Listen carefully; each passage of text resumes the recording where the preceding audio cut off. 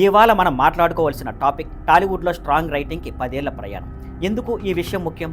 గత 10 ఏళ్లలో టాలీవుడ్ సినిమా రంగం ఒక పెద్ద మార్పు చూసింది.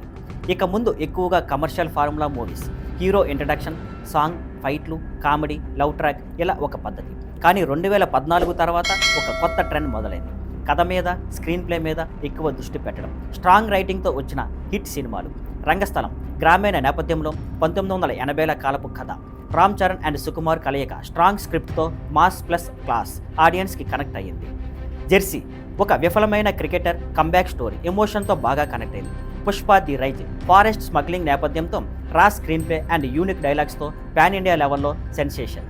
Hi Nanna emotional family drama, feel good రైటింగ్తో హిట్ అయింది. దేవరా, కల్కి 2898 ఏడి లాంటి ప్రాజెక్ట్స్ కూడా రైటింగ్ మీద ఫోకస్ పెట్టి భవిష్యత్తు కోసం హైప్ క్రియేట్ చేస్తున్నాయి. ప్రేక్షకుల అభిరుచుల్లో మార్పు.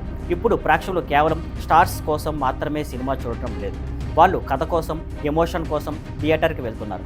స్టోరీ డ్రైవెన్ సినిమాకి డిమాండ్ పెరగడంతో రైటర్స్కి కూడా గౌరవం పెరిగింది. ఇది టాలీవుడ్కి ఎందుకు మంచిది? కొత్త టాలెంట్స్కి అవకాశం వస్తుంది. విభిన్నమైన genres, biopics, period dramas, crime thrillers ప్రోత్సాహం పొందుతున్నాయి. నిర్మాతలు కూడా కంటెంట్ మీద పెట్టుబడులు పెట్టడానికి వెనకాడటం లేదు. 10 సంవత్సరాల లెసన్. ఈ 10 ఏళ్ల ప్రయాణం ఒక క్లియర్ మెసేజ్ ఇచ్చింది. కథ బలంగా ఉంటేనే సినిమా సక్సెస్ అవుతుంది. ఫ్యాన్స్ ఇప్పుడు ఎంటర్టైన్మెంట్ ప్లస్ క్వాలిటీ కంటెంట్ రెండూ కావాలని డిమాండ్ చేస్తున్నారు.